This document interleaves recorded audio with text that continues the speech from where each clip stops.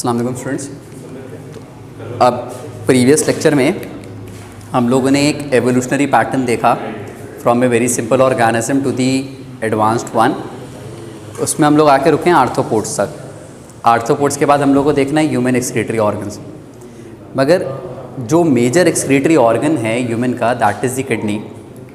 उसको समझने से पहले एक और ऐसा ऑर्गन है that behaves as the most major metabolic organ. एक मेटाबॉलिक ऑर्गन भी कह सकते हैं, एक होम्योस्टेटिक ऑर्गन भी कह सकते हैं। इस वाले लेक्चर में हमें जो चीज़ समझनी है वो है role of liver as an homeostatic organ.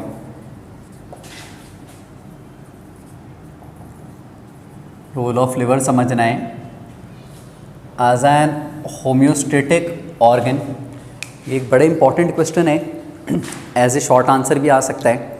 जो लास्ट हेडिंग में यूटिलाइज करूँगा वो हेडिंग अलग से भी एज ए शॉर्ट आंसर आ सकती है, अदरवाइज़ ये पूरा का पूरा आंसर भी पूछा जा सकता है एज ए शॉर्ट आंसर। है एक डिस्क्रिप्टिव आंसर मगर पूछा जा सकता है एज ए शॉर्ट आंसर। तो सबसे पहली बात जहाँ से हम लोग टॉपिक को इनिशिएट करेंगे that is the structure of the liver. सबसे पहले हम लोग फोकस करेंगे लिवर के स्ट्रक्चर पर। स्ट्रक्चर ऑफ द लिवर के साथ साथ बात करेंगे इसकी लोकेशन पर भी, यानी स्ट्रक्चर को और लोकेशन को, इन दोनों चीज़ों को एक साथ कवर करूँगा। बाय स्ट्रक्चर लिवर एक बो शेप्ड ऑर्गन है। इट्स ए बो शेप स्ट्रक्चर जिसमें दो लोब्स होते हैं। कैसा बो शेप स्ट्रक्चर है जिसके पास दो लोब्स हैं। ये राइट लोब है, ये लेफ्ट लोब है। ऑर्गन है, ऑर्गन को हमेशा ऑर्गन के हिसाब से लेबल करते हैं। तो ये राइट लोब है, ये वाला लोब लेफ्ट लोब है। अब देख सकते हो आप लोग, right lobe is a very large lobe और लेफ्ट लोब जो है वो स्मॉलर लोब है। दोनों लोब्स के दरमियान में एक राउंड बॉल लाइक एलिमेंट है which is called the gall bladder. दोनों लोब्स के दरमियान में एक राउंड बॉल लाइक सब्सटेंस है that is the gall bladder. तो लिवर जिन सेल से बना हुआ है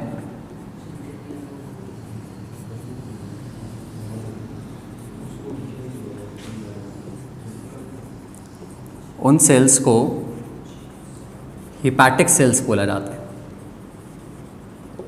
ये पूरे के पूरे स्ट्रक्चर्स जिन सेल से बने हुए हैं, ये स्ट्रक्चर्स हिपैटिक सेल्स की फॉर्मेशन होती है। एक रेडिश ब्राउन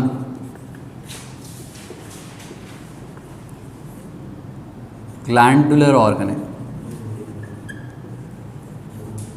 ऐसा organ that can behave as a gland. Gland का भी बिहेवियर रखता है। इस लिवर में ये जो दो लोब्स हैं, इसमें ये जो लेफ्ट लोब होता है ये बाइफिकेटेड हुआ होता है दो पार्ट्स में, मगर राइट लोब एक कंटिन्यूस लोब होता है। तो ये भी एक इम्पॉर्टेंट प्रॉपर्टी है लिवर की, that the left lobe is divided into two portions। Left lobe है वो डिवाइड हुआ है दो पोर्शंस में, मगर ये जो राइट लोब है ये एक कंटिन्यूस लोब है। इससे हट के लिवर के पास एक कंटिन्यूस कैनाल्स होती हैं जो कि इसके पूरे हेपेटिक एरियाज़ के अंदर मौजूद होती हैं, स्प्रेड हुई हुई होती हैं। इन कैनाल्स को नाम दिया जाता है एज असाइटीज़। आगे फंक्शंस में बताऊंगा असाइटीज़ का काम क्या होता है। तो इस पूरे कैनाल सिस्टम को असाइटीज़ का नाम दिया जाता है। बाय लोकेशन के लिहाज से liver is an abdominal organ. ये बॉडी में एब्डोमिनल रीजन पर होता है। तो लिवर एक एब्डोमिनल ऑर्गन है and very importantly it is the largest gland. के बॉडी में सबसे लार्जेस्ट ग्लैंड होता है। अभी इस टॉपिक में हम लोग को जो बातें समझनी है वो है लिवर के होम्योस्टैटिक फंक्शंस। लिवर के हंड्रेड्स ऑफ फंक्शंस हैं अदर देन होम्योस्टेसिस। अगर जिस बात के ऊपर हम लोगों ने अभी फ़िलहाल फोकस करना है इस टॉपिक में, वो सिर्फ और सिर्फ वो फंक्शंस होंगे which are related to homeostasis. और बहुत सारे फंक्शंस हैं, अगर हम लोग जिन फंक्शंस के ऊपर फोकस करेंगे वो कौन से फंक्शंस होंगे? सिर्फ और सिर्फ होम्योस्टैटिक फंक्शन। तो इन दी होम्योस्टैटिक फंक्शंस सबसे पहली प्रॉपर्टी जो लिवर ओबे करता है that is metabolism of carbohydrates. सबसे पहला काम जो लिवर करेगा that is metabolism of carbohydrates. अब मेटाबॉलिज्म ऑफ कार्बोहाइड्रेट्स में लिवर क्या कुछ कर सकता है? इसमें सबसे अहम काम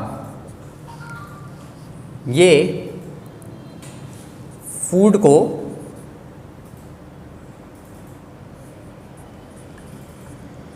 कन्वर्ट कर सकता है इनटू ग्लूकोज फॉर्म। यानी जो हमारे गल्फ फूड होगा उसकी कन्वर्जन करवाएगा इनटू ग्लूकोज।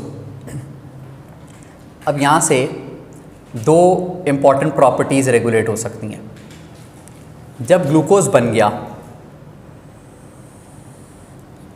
तो अगर इस ग्लूकोज की फॉर्मेशन हुई एक्सेसिव, तो उस एक्सेसिव ग्लूकोज को कन्वर्ट करेगा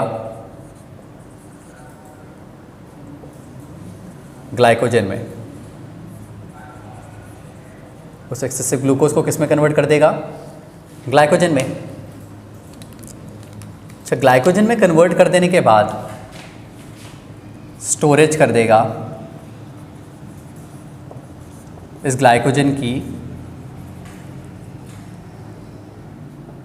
इनसाइड हेपेटिक सेल्स। इस ग्लाइकोजन को स्टोर करवा देगा हेपेटिक सेल्स में। तो ये पहला काम है जो कि लिवर करेगा कार्बोहाइड्रेट की मेटाबॉलिज्म के साथ। ग्लूकोज बनाया, एक्सेसिव ग्लूकोज बन गया, इतनी अभी बॉडी को रिक्वायरमेंट नहीं है। इस ग्लूकोज को कन्वर्ट किस में कर दिया? ग्लाइकोजन में। अब जब ग्लाइकोजन में कन्वर्ट किया तो उसको स्टोर भी करवाने, तो स्टोर भी अपने सेल्स में ही करा लिया which are called the hepatic cells. Glycogen body में सिर्फ दो एरियाज़ में स्टोर हो सकता है, एक लिवर और दूसरा एरिया होता है हमारा स्केलेटल मसल। ग्लाइकोजन बॉडी में सिर्फ दो एरियाज़ में स्टोरेज ले सकता है। तो एक एरिया हम लोगों ने पढ़ लिया, दूसरा एरिया हम लोग पढ़ेंगे in chapter number 2, skeletal muscle के साथ उसका रिलेशन आएगा। तो इसने फूड को मेटाबोलाइज किया, मेटाबोलाइज कराने के बाद उसको कन्वर्ट किया इनटू ग्लूकोज। एक्सेसिव ग्लूकोज बन गया, उसको कन्वर्ट किया इनटू ग्लाइकोजन। और स्टोर कर दिया इनटू हेपाटिक सेल। अब ये तो स्टोरेज हो गई, मगर जिस वक्त बॉडी को इसकी रिक्वायरमेंट होगी, यानी ये जो स्टोर्ड ग्लाइकोजन है, जिस वक्त बॉडी को इसकी रिक्वायरमेंट होगी, यानी अब बॉडी को एनर्जी चाहिए, तो फिर लिवर ऐसा भी कर सकता है कि ये स्टोर्ड ग्लाइकोजन को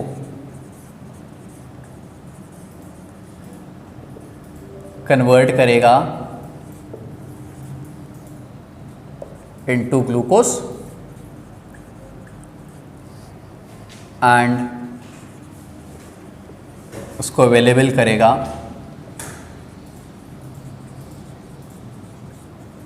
फॉर प्रोवाइडिंग एनर्जी। उससे बॉडी को एनर्जी भी पहुंचाएगा। देखो, it's an alternative way cycle. Cycle कुछ यूँ चल रही है कि एक सब्सटेंस है ग्लूकोज और दूसरा जो है वो है ग्लाइकोजन। ग्लाइकोजन हमेशा स्टोरेज फॉर्म होती है, तो जब एक्सेसिव ग्लूकोज हो गया तो इस एक्सेसिव ग्लूकोज को कन्वर्ट करेगा इन ग्लाइकोजन, और जब बॉडी को एनर्जी चाहिए तो इस ग्लाइकोजन को फिर कन्वर्ट करेगा इनटू ग्लूकोज। दोनों काम कर सकता है। तो ये पहला फंक्शन है कि ये मेटाबोलाइज भी करा सकता है कार्बोहाइड्रेट्स को, कार्बोहाइड्रेट्स की फॉर्म को स्टोर भी कर सकता है। दोनों काम कर पा रहा है। देन कार्बोहाइड्रेट्स के अलावा अब हम लोग मूव ऑन करते हैं टुवर्ड्स लिपिड्स। एक एक करके सारे बायोलॉजिकल मॉलिक्यूल्स को डिस्कस करूंगा। तो लिवर लिपिड्स से रिलेटेड ये मेटाबॉलिज्म ऑफ लिपिड्स भी करा पाएगा। मेटाबॉलिज्म ऑफ लिपिड्स में पहली अहम चीज़, लिपिड्स के लिए मेटाबॉलिज्म वर्ड यूज़ करना एक तरह से गलत भी होता है। लिपिड्स के लिए यूजुअली जो वर्ड इस्तेमाल किया जाता है ना, दैट इज़ इमल्सिफिकेशन। वो वर्ड इस्तेमाल करते हैं इमल्सिफिकेशन ऑफ फैट्स। मेटाबॉलिज्म हम लोग प्रोटीन्स पे कह सकते हैं, कार्बोहाइड्रेट्स पे कह सकते हैं। लिपिड्स के लिए एक स्पेशलाइज्ड वर्ड इस्तेमाल किया जाता है, that is the emulsification of fat. इस बात को समझने के लिए हमें एक और प्रॉपर्टी साथ ही साथ समझनी है, that is the production of bile. क्योंकि जब हम लोग बाइल की फॉर्मेशन देखेंगे तो फिर हम लोग समझ पाएंगे कि मेटाबॉलिज्म या इमल्सिफिकेशन ऑफ फैट किस तरीके से होती है। अब बाइल कैसे बनता है? बाइल एक ऐसा प्रोडक्ट है which is a worn out particle, which is a worn out particle of RBC। Bile RBC का एक वर्न आउट पार्टिकल होता है। अब now what is meant by worn out particle? किसी भी RBC का लाइफ स्पैन होता है, इसका लाइफ स्पैन होता है ऑफ 120 डेज। 120 डेज तक एक नॉर्मल RBC अपना लाइफ स्पैन कंप्लीट कर देता है। अब जब 120 डेज मुकम्मल हो जाएंगे तो ये RBC फिर डिसोसिएट हो जाते हैं अपने दो कंपोनेंट्स में। वो दो कंपोनेंट्स क्या हैं? एक कंपोनेंट है हीम और दूसरा कंपोनेंट होता है ग्लोबुलिन। एक हीम है और दूसरा कंपोनेंट है ग्लोबुलिन। ये जो ग्लोबुलिन है, क्योंकि इसका नेचर प्रोटीन है, तो ये तो रीसाइकल हो जाता है। इसको रीसाइकिल कराया जाएगा और ये दोबारा से फिर लेटर ऑन किसी और RBC की फॉर्मेशन में इन्वॉल्व होगा और दोबारा से RBC की फॉर्मेशन रेगुलेट कर देगा। बचा कौन? बचा है हीम, ये तो रिसाइकल हो गया प्रोटीन। बचा है haem, that is iron. Iron recycle नहीं होता, इसने रिसाइकल नहीं होना। तो जब ये रिसाइकल नहीं होगा ना, ये टूटेगा। ये टूटेगा अपने दो कंपोनेंट्स में। एक कंपोनेंट कहलाता है बिलिरुबिन, दूसरा कंपोनेंट कहलाता है बिलिवर्डिन। ये वही बिलिरुबिन है जो जब बहुत ज़्यादा बढ़ जाता है ना बॉडी में, तो दैट लीड्स टूवर्ड्स जॉइंटिस। तो इसने दो कंपोनेंट्स के अंदर डिसोसिएशन शो की, एक है बिलिरुबिन और दूसरा है बिलिवर्डिन। अब बिलिरुबिन बिलिवर्डिन बन गए। ये बिलिरुबिन और ये जो बिलिवर्डिन है, इसको बॉडी में एडअप किया जाएगा टू सर्टेन सब्सटेंसेस जैसे म्यूकस, स्टेरोल्स और कुछ सोडियम के components such as sodium glycolate, sodium taurocholates. ये कुछ सोडियम के कंपाउंड्स हैं। तो ये बिलिरुबिन और ये बिलिवर्डिन, ये यूनाइट होगा with mucus, sterols, sodium glycolates, sodium taurocholates. और जब ये सारी की सारी चीज़ें आपस में कंबाइन हो जाएंगी, तो ये अपनी कॉम्बिनेशन पर फिर प्रोड्यूस कर देंगी बाइल। फिर से दोहरा रहा हूँ सारी बात। आरबीसी टूटा, अपने कंपोनेंट्स में डिसोसिएट हुआ, haem and globulin. Globulin recycle हो गया, हीम रिसाइकल नहीं हो सकता। हीम जब रिसाइकल नहीं हो सकता तो वो ब्रेक हुआ इनटू बिलिरुबिन्स एंड बिलिवर्डिन्स। जब वो ब्रेक हो गया बिलिरुबिन और बिलिवर्डिन में, तो ये बिलिरुबिन बिलिवर्डिन यूनाइट किए गए। यूनाइट किस किस चीज़ से हुए? ये यूनाइट हुए with sterols, with mucus, with sodium glycolates, sodium taurocholates. सबका यूनियन बना कोलेस्ट्रॉल। मिस कर गया मैं, कोलेस्ट्रॉल भी इसका बड़ा ही एक एसेंशियल एलिमेंट होता है। कोलेस्ट्रॉल के साथ भी यूनाइट होगा और फिर प्रोड्यूस क्या कर देगा? It will then produce a bile. अब बाइल बन गया। जब बाइल बनेगा, अब बाइल बनता कहाँ है?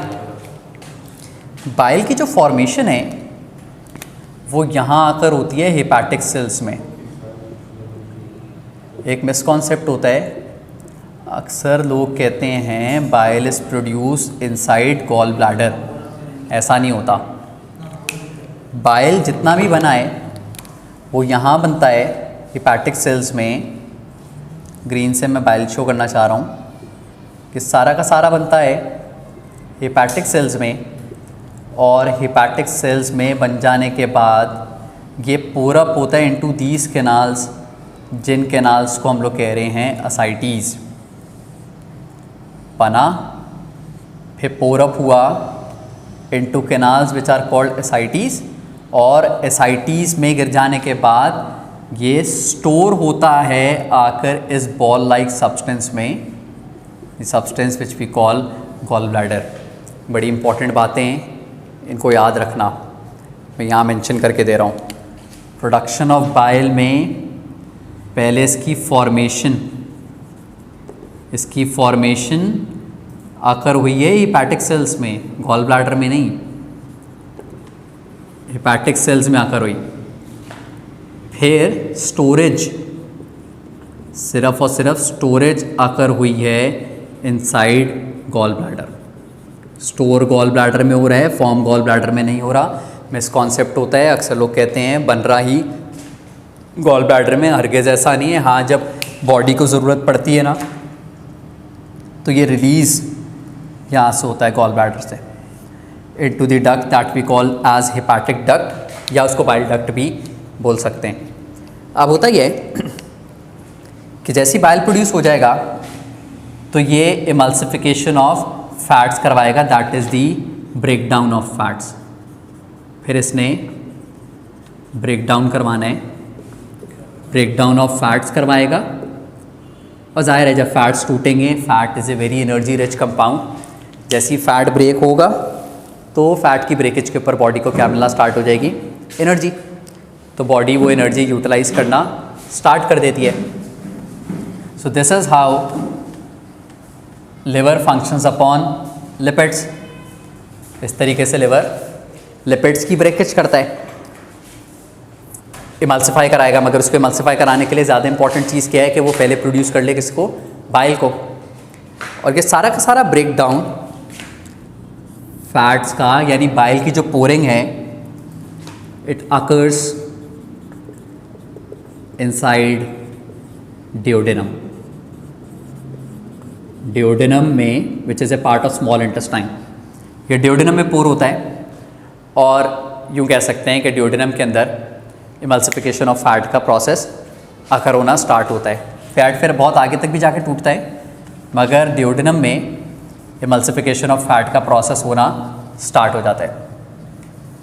इससे हट के what liver can does, what liver can do, liver detoxification करा सकता है।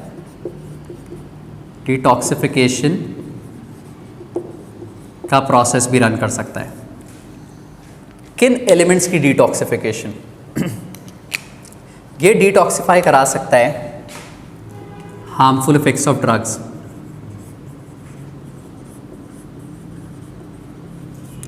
ड्रग्स के जो हार्मफुल इफेक्ट्स हैं। यानी हम लोगों ने कोई ऐसी मेडिसिन ले ली जिसके कोई टॉक्सिक इफेक्ट्स हैं, ज़्यादा डोजेज ले ली, तो लिवर उसके इफेक्ट्स को डिटॉक्सिफाई कर सकता है, इन ड्रग्स को डिटॉक्सिफाई कर सकता है। हम लोग कोई भी मेडिसिन लेते हैं ना, उसका इमीडिएट इफेक्ट दो जगह पड़ सकता है। या तो वो इमीडिएट इफेक्ट पड़ता है लिवर के ऊपर, या उसका इमीडिएट इफेक्ट आ रहा होता है किडनी पे, क्योंकि मोस्टली मेडिसिन इन दो एरिया से मेटाबोलाइज होती हैं। तो ये हार्मफुल इफेक्ट्स ऑफ ड्रग्स को डिटॉक्सिफाई कर सकता है। Then harmful effects of poisons. अक्सर लोग होते हैं ना, पॉइजन्स इनटेक कर लेते हैं, तो कई ऐसे पॉइजन्स हैं जिनको लिवर खुद से डिटॉक्सिफाई कर सकता है, मगर उसमें मजबूरी आती है। लोग अक्सर उसकी इतनी ज़्यादा कंटेंट इनटेक कर चुके होते हैं कि लिवर फिर उसके ऊपर फंक्शन नहीं कर पा रहा होता, या लिवर उसके इफेक्ट्स को डिटॉक्सिफाई नहीं कर पा रहा होता। तो जब लिवर उसके इफेक्ट्स को प्रॉपर्ली डिटॉक्सिफाई नहीं कर पा रहा होता, this is when the body suffers, और फिर वो वेनम या पॉइजन की वजह से लोगों की डेथ भी आखिर होती है। तो but still it can reduce the effects of drugs, harmful effects of drugs. कई ऐसे इफेक्ट्स होते हैं जो कि नॉर्मलाइज इफेक्ट्स हैं, तो लिवर को ज़रूरत नहीं है कि उसको डिटॉक्सिफाई करे। देन अदर देन दिस, एक अहम property, it can store certain vitamins, जिनमें 3 खास विटामिन्स हैं जो लिवर के पास स्टोर हो सकते हैं। That is vitamin A, vitamin B and then vitamin D. ये 3 ऐसे विटामिन्स हैं जो कि लिवर अपने पास स्टोर कर सकता है within its own tissues, within its own cell. तो ये भी एक अहम फंक्शन है। एंड जैसे हम लोगों ने देखा लिवर लिपिड्स को ब्रेक कर सकता है, इसी तरह लिवर का एक और आम फंक्शन ये भी होता है that it can cause formation of cholesterol.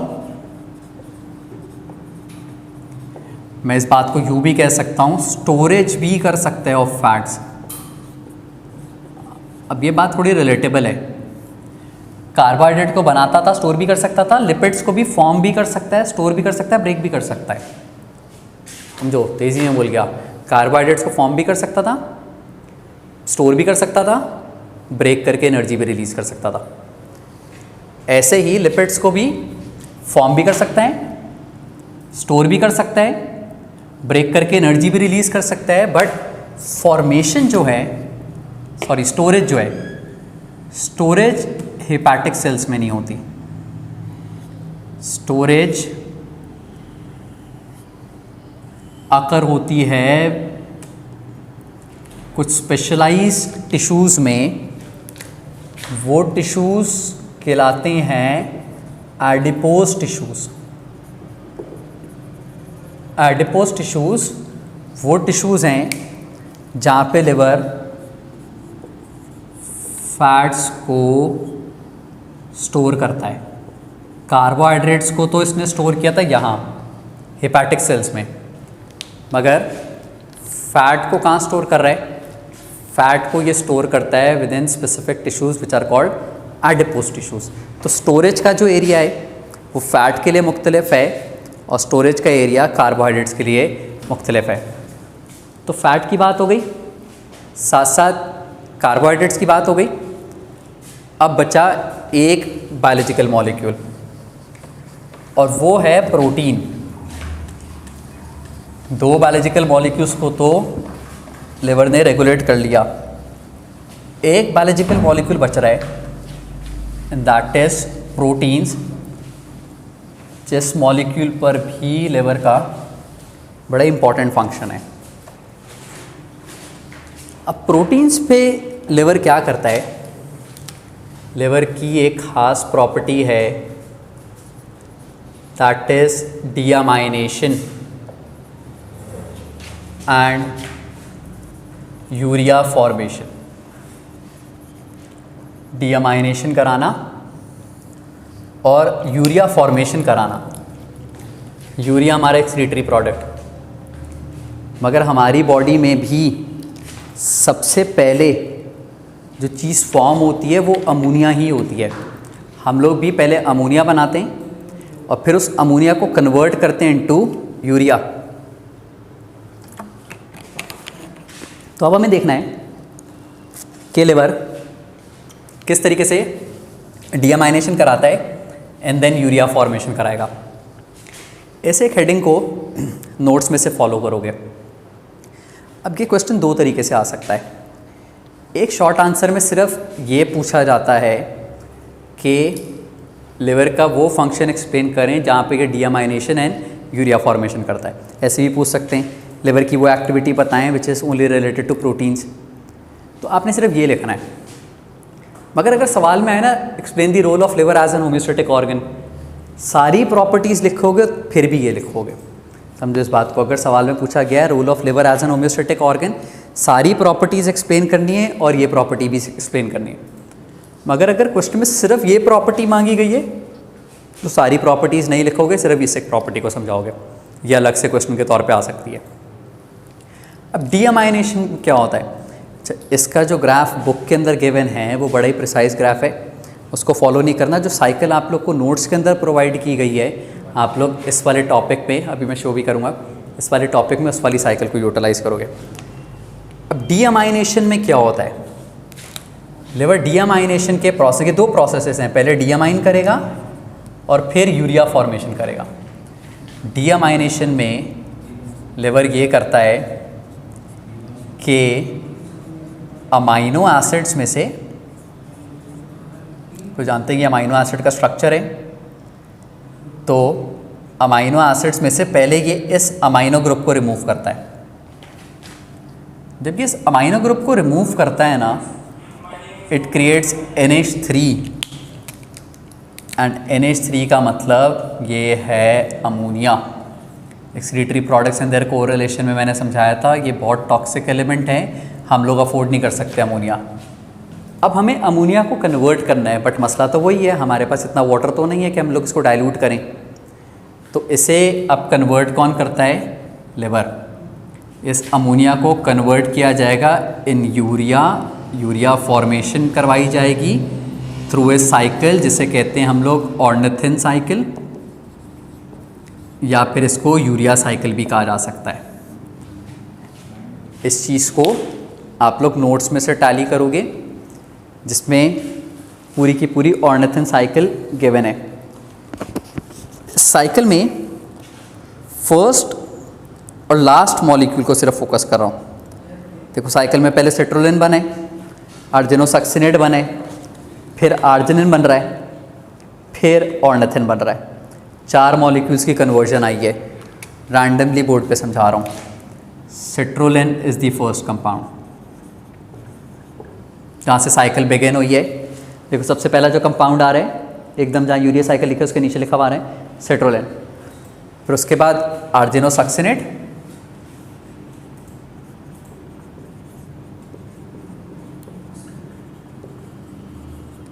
फिर कह रहा हूँ इस वाली साइकिल को नोट्स में से फॉलो करोगे। इस साइकिल को बुक में से नहीं देखना है, बुक में बड़ी प्रिसाइज साइकिल दी हुई है, उस पर स्कोरिंग नहीं हो पाएगी, इसलिए नोट्स में जो साइकिल गिवन है उस पर से फॉलो करोगे।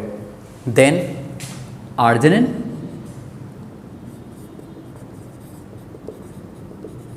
And after arginine ornithine, ornithine से फिर रिसाइकिल हो सकता है सेट्रोलिन। मगर जब ऑर्निथिन बनता है ना, इसी दौरान एक और सब्सटेंस भी बनता है दैट इज़ यूरिया। तो ये अमोनिया जो है ये इस साइकिल में इंटर होता है, इस सीरीज ऑफ इवेंट्स से गुजरेगा, कन्वर्ट होगा इनटू ऑर्निथिन और इसी दौरान फॉर्मेशन हो जाएगी यूरिया की। ये यूरिया वो है जो कि हम लोग एक्सपेल आउट कर देते हैं थ्रू यूरिन, इसको हम लोग एक्सपेल आउट करते हैं थ्रू यूरिन। तो ये वो फंक्शन है लिवर का विच इज़ अपॉन प्रोटीन, कि प्रोटीन में पहले ये डियामाइन करता है, डियामाइनेशन किया, उसके नतीजे में अमोनिया बन गया, मसले की बात हो गई। जब अमोनिया बन गया तो उस अमोनिया को इसने कन्वर्ट फिर करवाया इनटू यूरिया। तो इस तरीके से लिवर ने कार्बोहाइड्रेट्स को भी टैकल किया इन मेटाबॉलिज्म, लिपिड्स को भी टैकल कर लिया इन मेटाबॉलिज्म, इससे हटके प्रोटीन्स को भी टैकल कर लिया, स्टोरेज ऑफ सर्टेन विटामिन्स भी करा ली, डिटॉक्सिफिकेशन भी करा ली। मैं फिर कह रहा हूँ ये वो उसके फंक्शन है which are just homeostatic functions. तो liver have hundreds of functions, मगर ये वो फंक्शंस जो हम लोग अभी डिस्कस कर रहे थे, these were the homeostatic functions of the liver. तो ये बड़ा इंपॉर्टेंट क्वेश्चन है, ये बड़ा पूछा जाता है ये वाला सवाल। तो हम लोगों ने इस लेक्चर के अंदर, विच वॉज लेक्चर नंबर 11, इसमें हम लोगों ने सारी की सारी वो बातें देख ली which is related to liver. जो नेक्स्ट क्लास है, अब इसमें हम लोग मूव ऑन करेंगे towards the very important structure that is the kidney, जिसमें हम लोगों ने पूरा एक्सक्रीटरी ऑर्गन देखना है which is present inside humans. Class of next class में कंटिन्यू करेंगे। अल्लाह हाफ़िज़।